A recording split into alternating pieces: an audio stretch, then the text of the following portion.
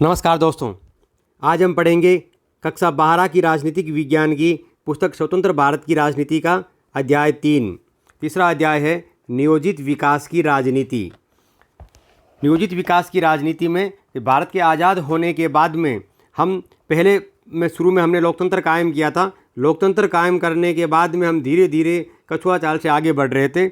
अब उस आगे बढ़ने के क्रम में भारत का जो एक विकास करने की जो हमारी चुनौती हमारे सामने थी, उस चुनौती का हमने किस प्रकार से सामना किया था और भारत का विकास हमने किस प्रकार से किया था, उसके बारे में आज हम अध्ययन करेंगे।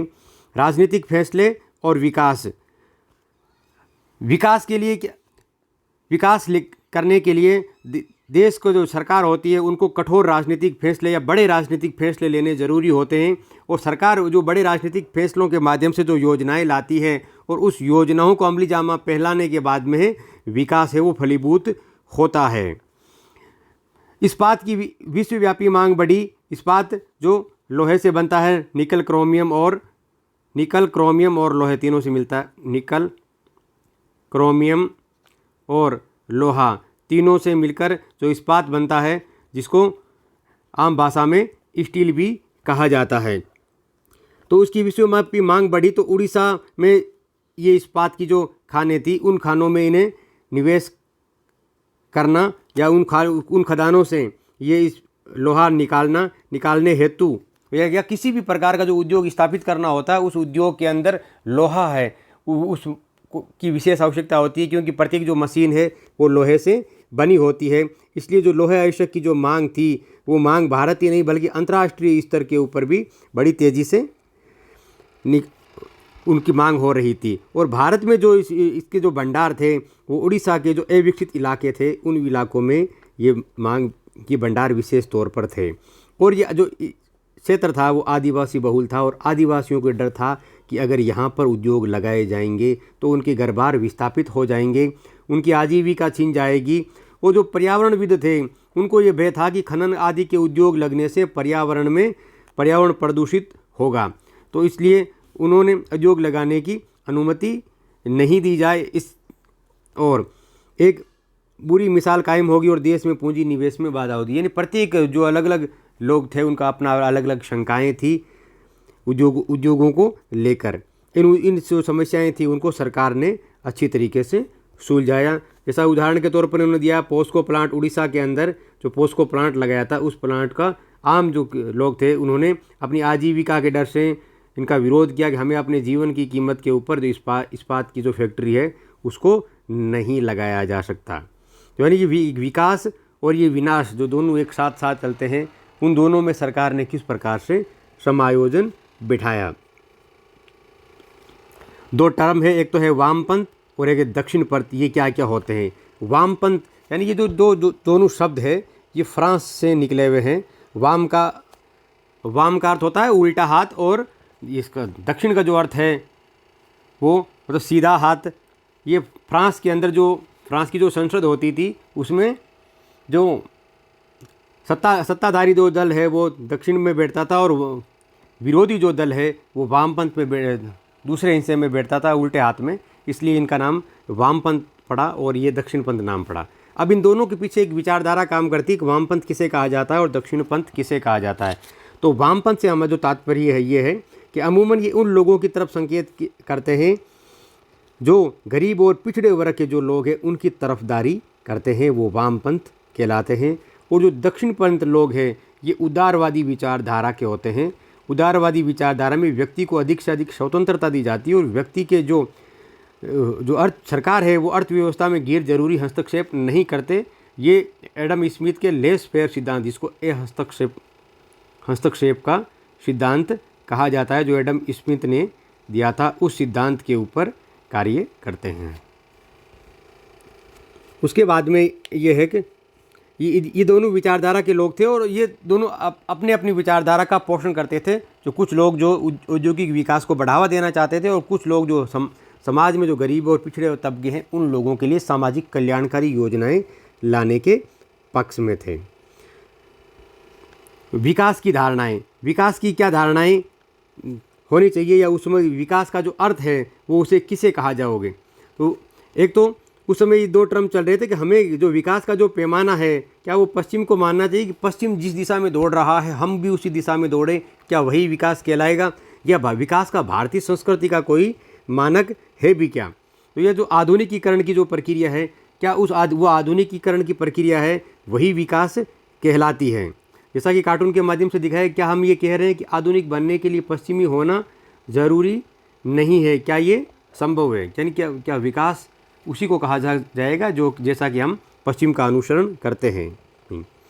तो उस समय जो तत्कालीन समय में जो विकास के जो मॉडल चल रहे थे वो दो मॉडल चल रहे थे। पहला मॉडल था जो संयुक्त राज्य अमेरिका और यूरोप में चल रहा था। ये जो मॉडल था ये उदारवादी पूंजीवादी मॉडल था। उदारवादी एक विचारधारा है जिसमें व्यक्ति को अधिक से अधिक स्वतंत्रता दी जाती है और व्यक्ति को खुला छोड़ा जाता है। पूंजीवादी विचारधारा में सरकार है वो उद्योगपति और पूंजीपतियों का अधिक पक्ष पोषण करती है। और दूसरा जो मॉडल था वो सोवियत संघ का मॉडल था जिसे समाजवादी मॉडल कहा जाता है। समाजवादी मॉडल में सरकार है वो सार्वजनिक क्षेत्र को अधिक बढ़ावा देती है और लोगों के जन कल्याण, आम जन की जो समस्याएं हैं उनका निराकरण करने के लिए अमीरों के ऊपर अधिक टैक्स लेती है और गरीबों को जन कल्याणकारी योजनाएं देती है। तो अब भारत को कौन सी मॉडल को अपनाया जाए, इस हेतु भारत ने जो मॉडल अपनाया था वो इन दोनों का जो मिला जुला जो मॉडल था जिसे मिश्रित अर्थव्यवस्था कहते हैं उस मॉडल को अपनाया था। जो मिश्रित मॉडल था उसको अपनाया था। उस समय जो दोनों महाशक्तियों के मध्य इन दोनों मॉडलों को लेकर एक शीत युद्ध चल रहा था जो 1945 में दूसरा विश्व युद्ध शुरू होने के बाद खत्म होने के बाद में ये शुरू हुआ था और 1990 में चला था। ये राजनीतिक विज्ञान की हम दूसरी पुस्तक में पूरा विस्तार से अध्ययन करेंगे शीत युद्ध के बारे में। तो भारत में आज़ादी के जो आंदोलन हुए थे उन आंदोलन में ही इन नेताओं की जो नेता थे उन लोगों को जो अंग्रेज़ों की जो नीतियाँ थी उन नीतियों के उलट हमें आम जनजीवन के कल्याण करने के लिए और जो सामाजिक संसाधन थे उन संसाधनों का पुनर्वितरण करके और गरीबी मिटाने के संदर्भ में कार्य करने के इरादे बना लिए थे भारतीय राजनेताओं ने। ये जो तस्वीर है ये पंडित जवाहरलाल नेहरू की तस्वीर है। ये योजना आयोग की जो पहली बैठक है उस पहली बैठक को संबोधित करने का तस्वीर है। इस तस्वीर से आप संसाधनों का अनुमान लगा सकते हैं कि उस समय योजना आयोग की बैठक भी बिल्कुल फर्श के ऊपर चटाई लगा के की जाती थी। तो संसाधनों की उस देश में थोड़ी कमी कही जा सकती है उस समय। तो आइए योजना आयोग के बारे में अध्ययन करते हैं कि योजना आयोग का गठन 15 मार्च 1950 को किया गया था। भारत को की विकास करने के लिए एक योजना आयोग का जो मॉडल लाया गया था। ये योजना आयोग है ये भारत के संविधान के अंदर इसका कोई प्रावधान नहीं है। इसको बाद में ये एक संविधान के इतर एक मॉडल लाया गया था कि भारत में प्रति 5 वर्ष बाद में एक पंचवर्षीय योजनाओं का मॉडल लाया गया था। जिस पंचवर्षीय योजनाओं को लागू करने की जो जिम्मेदारी थी वो इसकी योजना आयोग की थी। ये जो नीति निर्देशक तत्व थे उन तत्वों को क्रियान्वित करने के लिए समाज के हर वर्ग के तबके के विकास करने के लिए ये योजना आयोग को लाया गया था। ये कुछ नीति निर्देशक तत्वों का उल्लेख किया है कि स्त्री और पुरुष दोनों को नागरिकों को आजीविका के पर्याप्त अवसर उपलब्ध कराया जाए, दोनों को बराबर अधिकार दिए जाए, समुदाय के जो भौतिक संसाधन हैं उनकी मिल्कियत और नियंत्रण इस प्रकार से बांटा जाए कि उन सभी लोगों की भलाई हो सके। और अर्थव्यवस्था का संचालन इस तरह नहीं किया जाएगा कि धन अथवा उत्पादन के साधन है वो एक जगह केंद्रित हो जाएं और जनमानस की भलाई बाधित हो। इन संविधान के जो नीति निर्देशक तत्व थे उन नीति निर्देशक तत्वों को अमल में लाने के लिए योजना आयोग का गठन किया गया था। वर्तमान में योजना आयोग अस्तित्व में नहीं है क्योंकि 1 जनवरी 2015 से सरकार ने नीति आयोग नाम का नया आयोग बना दिया है। इसलिए योजना आयोग है वो 15 मार्च 1950 से 31 दिसंबर 2014 तक अस्तित्व में रहा। 1 जनवरी 2015 से नीति आयोग अस्तित्व में है। आते हैं नियोजन पे। नियोजन शब्द है ये इसमें यानी व्यवस्थित तरीके से किसी दिशा को योजना बनाकर किया गया जो निवेश है वो नियोजन कहलाता है। यूरोप में महामंदी या जैसा कि आप जानते हैं यूरोप में जो महामंदी है वो 1930 के दशक में यूरोप में महामंदी आई थी। उस महामंदी और जो जर्मनी जापान के जो दूसरा विश्व युद्ध हुआ था उस विभीषिका के बाद में दुनिया में सुनियोजित नियोजन के बारे में मांग उठने लगी। और भारत में जो योजना आयोग, कुछ लोग कहते हैं कि भारत में जो योजना आयोग का जो मॉडल है वो रूस से आयातित किया गया था, लेकिन ऐसा नहीं है, क्योंकि 1944 में देश आज़ाद होने से पहले ही भारत में उद्योगपतियों 8 उद्योगपतियों का एक समूह है जिसने बॉम्बे प्लान नाम का एक योजना बनाई थी कि हमें भारत का जो है विकास है किस प्रकार से किया जाना चाहिए। तो ये योजना आयोग का जो मॉडल है वो अपने आप में एक भारतीय मॉडल है, जिसमें पंचवर्षीय योजना का जो कॉन्सेप्ट है, ये पंचवर्षीय योजना का जो कॉन्सेप्ट है ये रूस से लिया गया है। तो योजना आयोग का गठन किया गया था, और योजना आयोग के अध्यक्ष कौन होता है इसे विशेष तौर पर याद रखना। योजना आयोग का जो अध्यक्ष होता है वो प्रधानमंत्री होता है, और वर्तमान में जो नीति आयोग है उस नीति आयोग का अध्यक्ष ही भी प्रधानमंत्री होता है। इस योजना आयोग के जो शुरुआती कदम क्या थे?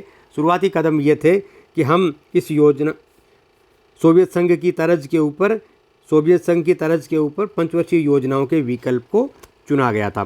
टाइम्स ऑफ इंडिया का उस समय की हेडिंग्स है कि 5 year plan presented by parliament, के संसद ने पंचवर्षीय योजना को स्वीकार किया। ये कार्टून के माध्यम से दिखाया गया कि गांवों की हकीकत ये थी, और ये केंद्र की प्लानिंग थी जो सीमित संसाधनों से इस लक्ष्य को भेदना था, और किस प्रकार से वो भेदने में हम कामयाब रहे। 1951 में प्रथम पंचवर्षीय योजना का प्रारूप जारी किया गया था, जो हेराल्ड डोमर मॉडल पर आधारित थी। इस मॉडल के ऊपर ये पहली पंचवर्षीय योजना आधारित थी, जो 1951 से लेकर 1955 चली थी। ये उस योजना का जो कवरिंग लेटर है। दूसरी पंचवर्षीय योजना थी वो 1956 से शुरू हुई थी, और तीसरी पंचवर्षीय योजना 1960 में शुरू हुई थी, और चौथी पंचवर्षीय योजना 1966 में चालू की जानी थी, लेकिन उसमें भारत में उस समय आर्थिक संकट आ गया था, और अकाल, और ये जो पाकिस्तान का जो युद्ध है 1965 का, जो 65 का पाकिस्तान का युद्ध है, उस युद्ध के चलते हमें इस योजनाओं को 3 साल के लिए डिले करना पड़ा। ये जो 3 साल का जो समय है वो योजना अंतराल कहलाता है, ये भी याद रखना। योजना अंतराल कब आया था? 66 से लेकर 69 तक, जो पंचवर्षीय योजना में गैप आया गया था तीसरी पंचवर्षीय योजना से पहले। ये चौथी पंचवर्षीय योजना के पहले, तीसरी के बाद में जो गैप आया था उसे योजना अंतराल कहा जाता है। प्रथम पंचवर्षीय योजना 51 से लेकर 56 तक थी। इसका जो उद्देश्य था कि वो देश की जनता को गरीबी से मकड़ जाल से निकालने की कोशिश थी। हेराल्ड डोमर मॉडल पर यह आधारित थी, और इसको तैयार करने वाले जो मुख्य विशेषज्ञ थे वो थे के.एन. राज ने इसको, अर्थशास्त्री थे, उन्होंने इसको तैयार किया। यहाँ ये बात ध्यान रखना कि इस योजना ने जो सबसे अधिक जो जोर दिया था वो कृषि क्षेत्र के ऊपर दिया था। पहली पंचवर्षीय योजना में सबसे अधिक जोर कृषि क्षेत्र के ऊपर दिया गया था। इसके लिए बड़े बड़े बांध बनाए गए थे और सिंचाई योजनाओं को प्रभावी बनाया गया। भाखड़ा नांगल जो बांध परियोजना है वो प्रथम पंचवर्षीय योजना में तैयार की गई थी। तो इस प्रकार की बांध योजना है जिसको पंडित जवाहरलाल नेहरू ने आधुनिक भारत के तीर्थ कहा था। आधुनिक भारत के तीर्थ, पंडित जवाहरलाल नेहरू ने आधुनिक भारत के तीर्थ स्थल किसे कहा था? जो बड़े बड़े बांध थे और पंचवर्षीय योजनाएं थी उन्हें कहा गया था। तो यहाँ से ये पंचवर्षीय योजनाएं शुरू होती है, और जो दूसरी पंचवर्षीय योजना है उस दूसरी पंचवर्षीय योजना में जो है वो पी.सी. महलनोबिस, उनके नेतृत्व में ये योजना शुरू हुई थी। उसी के नाम पर इस मॉडल को, दूसरी पंचवर्षीय योजना को महलनोबिस मॉडल कहा जाता है। इस दूसरी पंचवर्षीय योजना में औद्योगिकरण के ऊपर विशेष जोर दिया गया था। पहली पंचवर्षीय योजना में कृषि पर जोर दिया गया था, दूसरी में उद्योग पर जोर दिया गया था। इन दोनों का विशेष ध्यान रखना, कई बार पूछ लेते हैं। इसमें बिजली, रेलवे, इस्पात, मशीनरी, संचार आदि क्षेत्र के ऊपर, और ये सार्वजनिक क्षेत्र में विकसित करने पर जोर दिया गया था, न कि निजी क्षेत्र में। जो राउरकेला, भिलाई, ये बड़े उद्योग थे वो उस समय स्थापित किए गए थे। उसके बाद में तीसरी पंचवर्षीय योजना, यहाँ उससे पहले हम पी.सी. महलनोबिस के बारे में पढ़ते हैं। 1893 में इनका जन्म हुआ था, 1972 में इनका स्वर्गवास हुआ था। अंतर्राष्ट्रीय स्तर के विख्यात वैज्ञानिक थे, सांख्यिकी भी थे, भारतीय सांख्यिकी संगठन है ना, उनके संस्थापक थे। दूसरी पंचवर्षीय योजना के ये प्रमुख योजनाकार रहे थे, और तीव्र औद्योगिक और सार्वजनिक क्षेत्र की भूमिका के समर्थक थे पी.सी. महलनोबिस। पहली और दूसरी पंचवर्षीय योजनाओं में जो धन रुपए थे, संपदा थी, उसका आवंटन किस प्रकार से किया गया था? पहली पंचवर्षीय योजना में कृषि पर विशेष जोर दिया गया था, और ये लाल में है, ये पहली पंचवर्षीय योजना है, और ग्रीन में है जो दूसरी पंचवर्षीय योजना है। दूसरी में कृषि के ऊपर थोड़ा भार कम किया गया। प्रथम पंचवर्षीय योजना में सिंचाई के ऊपर ज़्यादा जोर दिया गया था, और जैसा कि इसमें देख रहे हैं दूसरी पंचवर्षीय योजना में उद्योग के ऊपर अधिक जोर दिया गया था। उद्योग, परिवहन, संचार, इनके ऊपर अधिक जोर दिया गया था। सामाजिक सेवाओं में प्रथम पंचवर्षीय योजना में अधिक जोर दिया गया था। उसके पश्चात है विकेंद्रीकृत नियोजन। दो शब्द होते हैं, एक तो होता है केंद्रीकृत और दूसरा होता है विकेंद्रीकृत। केंद्रीकृत में शक्तियों का जो बंटवारा है वो केंद्र की दिशा में होता है, वो सारी शक्तियाँ एक जगह केंद्रित हो जाती है। और विकेंद्रीकृत में जो शक्तियों का जो नियोजन है वो अनेक लोगों में बांट दी जाती है और सत्ता विकेंद्रीकृत रहती है। तो विकेंद्रीकृत मॉडल में जब बात आती है तो हम केरल के मॉडल को पढ़ते हैं। जो विकास का जो केरल ने जो मॉडल अपनाया था, उस मॉडल में क्या था, शिक्षा, स्वास्थ्य, भूमि सुधार आदि और खाद्य संस्करण और गरीबी उन्मूलन के ऊपर कार्य किया गया था। तो इसमें ये बात है कि जो केरल की अगर आज बात करें तो केरल में औद्योगिक विकास के ऊपर इतना ध्यान नहीं देकर जो आम जन की जो समस्याएं, शिक्षा, चिकित्सा, उनके ऊपर ध्यान दिया। तो आज हम देखते हैं केरल के अंदर जो साक्षरता है वो 100% है, जीवन प्रत्याशा बढ़ी है, वहाँ की शिशु मृत्यु दर, मातृ मृत्यु दर आदि में लगातार कमी आई है। तो चिकित्साओं के क्षेत्र में, शिक्षा के क्षेत्र में केरल आगे है, और वहाँ औद्योगिक विकास बाकी राज्यों की तुलना में कम है, लेकिन ये जो सामाजिक सुविधाएं हैं उन सुविधाओं में केरल बहुत आगे गया। 1987 से लेकर 91 के बीच में एक नव लोकतांत्रिक पहल करी थी। उस नव लोकतांत्रिक पहल के अंदर क्या होता है कि स्वयंसेवी संगठन के माध्यम से योजना नीचे से बनाकर पंचायत स्तर से, खंड स्तर से, ब्लॉक स्तर से योजना बनाकर ऊपर की ओर भेजना। अमूमन होता है क्या है कि जो भारत की जो केंद्र सरकार या राज्य की जो सरकार है वो योजना ऊपर से बनाकर नीचे की ओर भेजती है। इसमें केरल के मॉडल में ये व्यवस्था उलट थी। इसमें निचले स्तर पर, गांव स्तर पर क्या समस्या है, उस समस्या का प्रस्ताव बनाकर ऊपर भेजा जाता है। इसी मॉडल के चलते हाल ही में जो योजना आयोग को समाप्त किया गया था और नीति आयोग को लाया गया था। तो नीति आयोग में सेम इसी केरल मॉडल को लागू किया गया कि यहाँ जो योजना है वो योजना नीचे पंचायत और ब्लॉक स्तर से योजना बनाकर ऊपर की ओर भेजी जाएगी। ये इस केरल मॉडल की सार्थकता है। उसके बाद में जब हम विकास की ओर, नियोजन की ओर चल रहे थे तो हमारे सामने कौन कौन से विवाद उभर कर आए थे, उन विवादों के बारे में अध्ययन करते हैं। पहला विवाद ये आया था कि कृषि और उद्योग, कि हमें कृषि का क्षेत्र पर अधिक ध्यान देना चाहिए या उद्योग पर देना, क्योंकि भारत की जो अर्थव्यवस्था है वो भारत एक कृषि प्रधान देश है और भारत में अधिकांश जो लोग हैं वो कृषि के ऊपर निर्भर है। इसलिए हमें पहली 5 वर्ष की योजना में कृषि पर ध्यान दिया, फिर उद्योग। क्या 5 वर्षों में पूरे भारत की कृषि का विकास हो गया था? जो हम दूसरी ओर, हम पंचवर्षीय योजना में उद्योग पर आ गए थे। तो ये मुद्दा अधिक गरमाया था कि क्योंकि पहली पंचवर्षीय योजना में कृषि के ऊपर पूरा ध्यान देने के बावजूद भी 1965-66 में खाद्य संकट आ गया था बड़े पैमाने पर, और बाद के सालों में हमें हरित क्रांति की ओर मुड़ना पड़ा। तो ये मुख्य रूप से ये एक मतभेद का हिस्सा रहा। एक वर्ग कहता रहा कि हमें कृषि के ऊपर अधिक ध्यान देना चाहिए, दूसरा जो वर्ग है जैसे चौधरी चरण सिंह ऐसे लोग थे जो कृषि के ऊपर अधिक बात करते थे, और दूसरे जो लोग थे वो उद्योग के ऊपर अधिक बल देने की बात करते हैं। यहाँ हम जेसी कुमारप्पा के बारे में पढ़ेंगे। असली नाम है जेसी कार्नलिस। अर्थशास्त्री थे और चार्टेड अकाउंट थे। इंग्लैंड और अमेरिका में इनकी शिक्षा हुई थी। महात्मा गांधी के अनुयायी थे। गांधीवादी आर्थिक नीतियों को लागू करने की कोशिश करी। इकोनॉमी ऑफ परफॉर्मेंस पुस्तक के लेखक, याद रखना विशेष तौर पर, इकोनॉमी ऑफ परफॉर्मेंस पुस्तक के लेखक कौन है? जेसी कुमारप्पा। योजना आयोग के सदस्य के रूप में इन्होंने योजना बनाने में काफ़ी भूमिकाएं निभाई है। सत्यजीत राय की एक फिल्म है पाथेर पंचाली, वो उन्होंने जमीनी हक समस्याओं को उठाने के लिए जानी जाती है। तो उसमें जो कृषि और ये जो चल रहे थे कि कृषि के अंदर भूमि सुधार किया जाना आवश्यक है, या जो संसाधन है उन संसाधनों का इस प्रकार से बंटवारा किया जाना चाहिए कि वो सभी को आसानी से सुलभ हो सके। इसके बाद में जो दूसरा विवाद था कि उद्योग हमें सार्वजनिक क्षेत्र में लगाने चाहिए या निजी क्षेत्र में लगाने चाहिए, कि सरकार को सार्वजनिक क्षेत्र को अधिक बढ़ावा देना चाहिए या निजी क्षेत्र को अधिक बढ़ावा देना चाहिए। जो भारत में जो समाजवादी मॉडल को भी पूर्णतः नहीं अपनाया गया था, कि समाजवादी मॉडल में निजी संपत्ति को खत्म करता है, भारत ने इस प्रकार को नहीं अपनाया था। भारत ने मिश्रित मॉडल को अपनाया था, जिसमें निजी क्षेत्र भी अपनी जगह काम करेंगे और सार्वजनिक क्षेत्र भी अपनी जगह काम करेंगे। तो भारत ने मिश्रित अर्थव्यवस्था को अपनाया था। ये कार्टून की तरह उदाहरण दिया गया है कि जो प्राइवेट सेक्टर है और पब्लिक सेक्टर है, उन दोनों सेक्टरों के बीच में नेहरू संतुलन बनाने की कोशिश कर रहे हैं।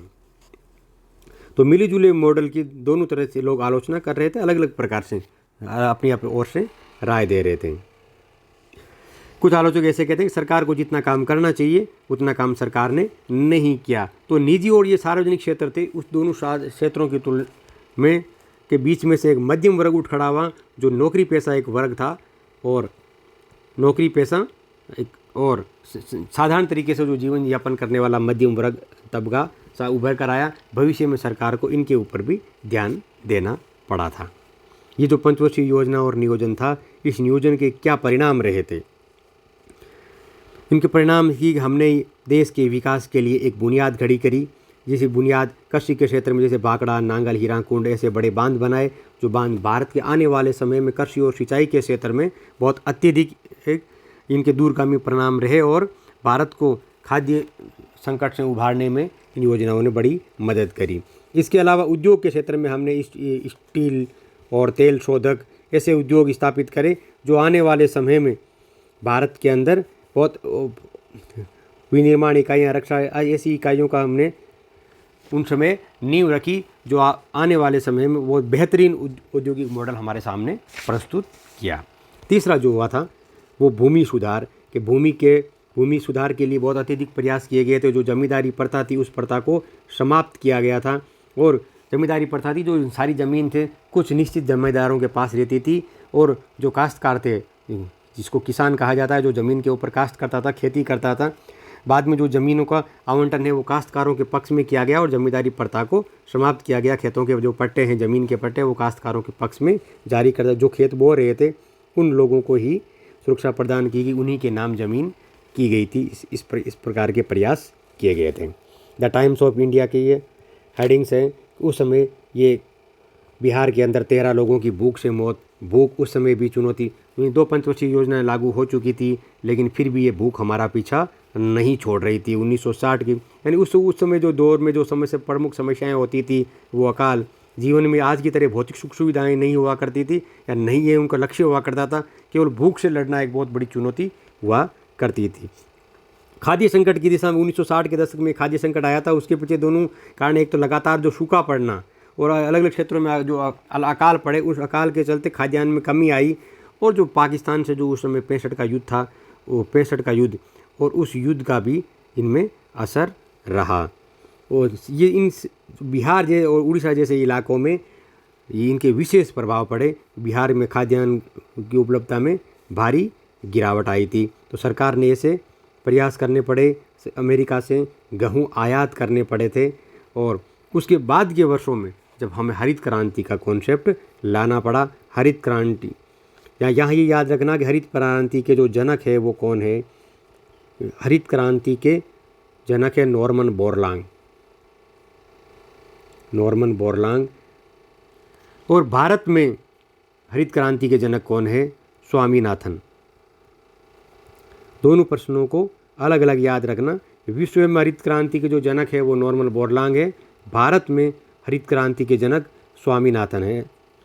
तो इन दोनों को याद रखना। इस हरित क्रांति में क्या किया जाए, हरित क्रांति किसे कहा जाएगा, तो उसमें ये याद रखना कि हरित क्रांति का है सरकार के द्वारा उच्च किस्म के बीज, उर्वरक, कीटनाशक और सिंचाई सुविधाएं अनुदानित मूल्य पर जनता को उपलब्ध कराना, और फसल की जो गारंटी देना, MSP, न्यूनतम समर्थित मूल्य, कम से कम कि आपकी फसल का ये न्यूनतम मूल्य तो आपको दिया ही जाएगा, उसको MSP कहा जाता है। ये सुविधाएं किसानों को उपलब्ध कराना, ताकि किसान खेती से अधिक जुड़े रहें और अधिक से अधिक वहाँ से उत्पादन लेते रहें। ये जो सुविधाएं, ये जो है, ये 1965 के बाद में हुआ था, जो हरित क्रांति के रूप में हमारे सामने आया था। इस हरित क्रांति से जो धनी किसान है, बड़े भूस्वामी है, उनको अधिक फ़ायदा हुआ। और यहाँ ये ध्यान रखना कि इस हरित क्रांति से कौन सी फसल की पैदावार बढ़ी, तो सब जो फसल पे थी वो गेहूं की पैदावार सबसे अधिक बढ़ी। इस इलाके से पंजाब और हरियाणा को विशेष लाभ हुआ। पंजाब और हरियाणा में विशेष तौर पर उत्तरी भारत का जो एरिया है, उत्तर प्रदेश, उसमें हरित क्रांति के बहुत बेहतरीन नतीजे निकल कर आए, और भारत है वो खाद्यान्न के क्षेत्र में आत्मनिर्भर बना। इस हरित क्रांति के बाद में आता है श्वेत क्रांति। श्वेत नाम से स्पष्ट है कि ये दूध से संबंधित है, वर्गीज कुरियन नाम के गुजरात में एक शख्सियत हुआ करती थी जिसको मिल्क मैन ऑफ इंडिया कहा जाता है। ये भी याद रखना, मिल्क मैन ऑफ इंडिया किसे कहा जाता है? वर्गीज कुरियन। गुजरात का एक शहर है आणंद, उस आणंद शहर में वर्गीज कुरियन ने अमूल दूध नाम की एक डेयरी के प्रोजेक्ट है वो हमारे सामने लेकर आए, और उससे गाँव से किसानों से जो एक्स्ट्रा दूध था, अतिरिक्त दूध था, उस दूध को एक संयंत्र तक लाकर उस दूध से क्रीम वगैरह निकाल कर और उसको पाश्चुरीकरण करके दूध को जल्दी से गर्म करके वापस ठंडा करके जो प्रक्रिया है, पाश्चुरीकरण करने से उसमें कि जो कीटाणु है वो नहीं बनते हैं और दूध अधिक समय तक रिजर्व रह सकता है, अधिक समय तक उसको सुरक्षित रखा जा सकता है। इस प्रक्रिया, इस कॉन्सेप्ट को वो लेकर आए थे और जो ऑपरेशन फ्लड है उस फ्लड की शुरुआत करी थी। इससे लोगों की, जो ग्रामीण लोग थे, उनकी आजीविका में वृद्धि हुई, शहरी लोगों को दूध उपलब्ध हुआ, किसानों को दूध के अच्छे दाम उपलब्ध हुए और पूरे भारत में एक कॉन्सेप्ट नया निकल कर आया कि ऑपरेशन फ्लड नाम से एक कॉन्सेप्ट निकल कर आया। बाद में इस दिशा में सरस वगैरह और अन्य प्रकार की जो डेयरियाँ हैं वो अस्तित्व में आई। इसमें आपने टीवी पर ऐड देखा होगा, अमूल का जो ऐड आता है उसमें अटरली बटरली डेलीशियस, ये अमूल के दूध के बारे में एक ऐड आता था। इस प्रकार के ऐड करके इनको प्रमोट किया गया था। तो ऑपरेशन फ्लड के बारे में ध्यान रखना। बाद के वर्षों के बदलाव, 1960 के बाद में 1964 में नेहरू की मृत्यु होने के बाद में इंदिरा गांधी एक जन नेता के रूप में उभरी। 1967 में उन्होंने निजी क्षेत्र में जो उद्योग है उन उद्योगों को और अधिक बढ़ावा दिया। 14 जो बैंकें थी उन बैंकों का राष्ट्रीयकरण किया और ऐसे कई गरीबी उन्मूलन हेतु कई प्रकार की योजनाएं लेकर आई, जो हम बाद के पाठों में उनका अध्ययन करेंगे। तो ये था आज का हमारा पाठ। बहुत बहुत धन्यवाद।